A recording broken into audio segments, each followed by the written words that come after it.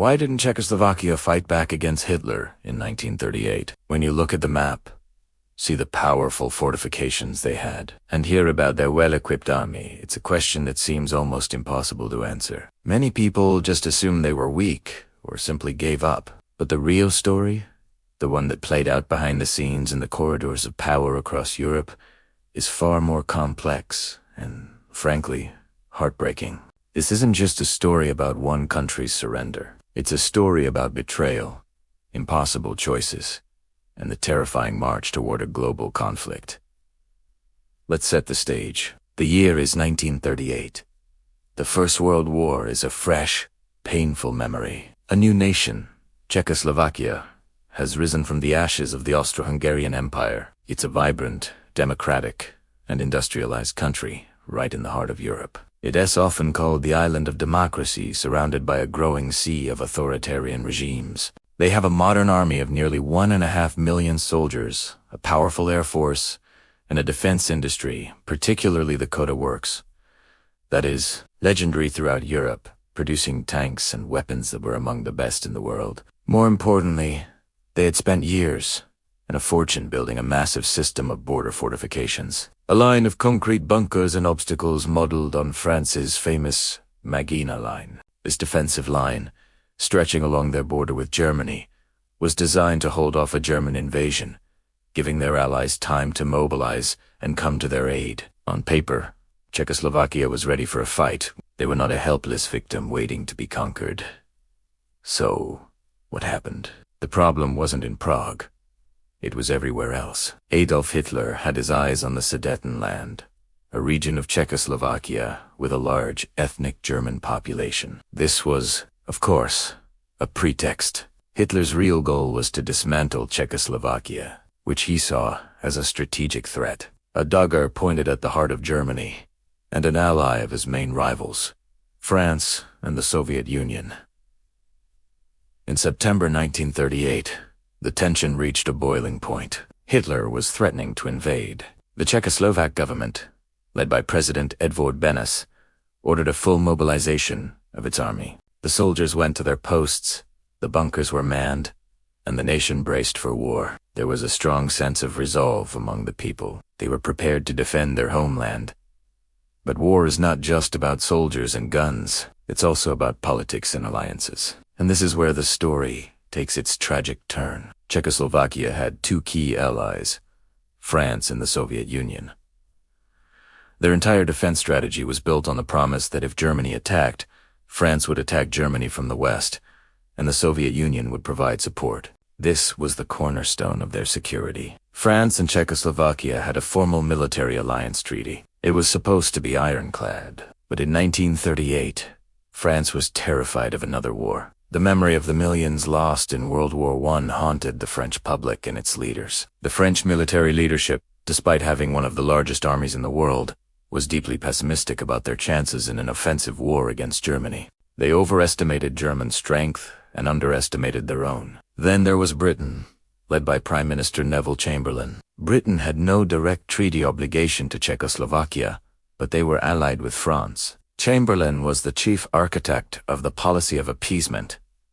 He genuinely believed that he could prevent a major European war by giving Hitler what he wanted. He saw Hitler as a reasonable politician with limited grievances that could be satisfied. He flew to Germany 3 times in September 1938 to negotiate directly with Hitler, determined to find a peaceful solution. Imagine being in Prague at this moment. Your army is mobilized. Your people are ready to fight for their freedom. But your most powerful allies are not talking about how to help you. Instead, they are meeting with your enemy to decide your fate without you. The Czechoslovak representatives were literally left waiting in the hallways while their country was being carved up. This culminated in the infamous Munich Conference on September 29th and 30th, 1938.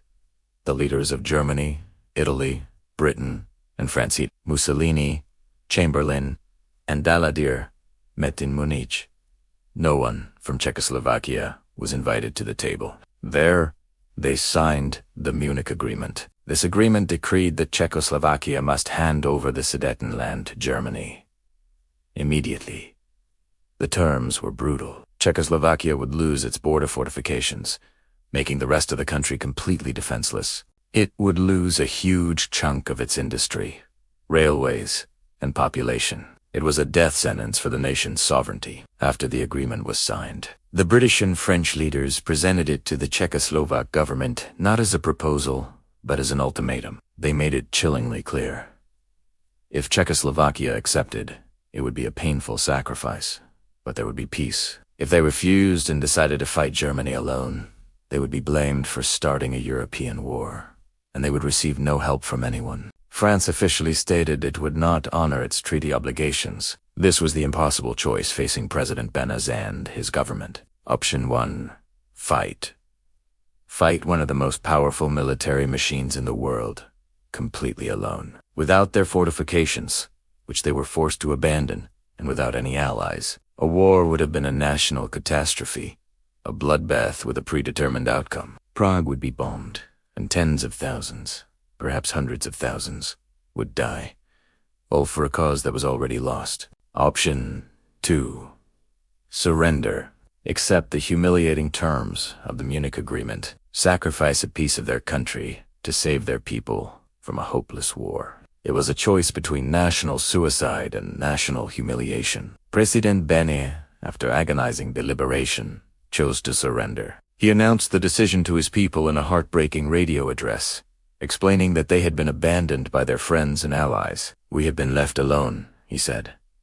The sense of betrayal was profound. In the streets, people wept openly. The army was ordered to stand down. Soldiers who had been ready to die for their country were forced to abandon their posts and watch as German troops marched into the Sudetenland, without a single shot being fired. The French Prime Minister, Édouard Daladier, was deeply ashamed. When he returned to Paris from Munich, he saw a huge crowd waiting for him. He expected them to be furious, to boo him for his betrayal of an ally. Instead, they cheered him, hailing him as a hero who had brought peace for our time, as Chamberlain famously declared. Daladier reportedly muttered to his aide, "Ah, the fools!" If only they knew what they were cheering.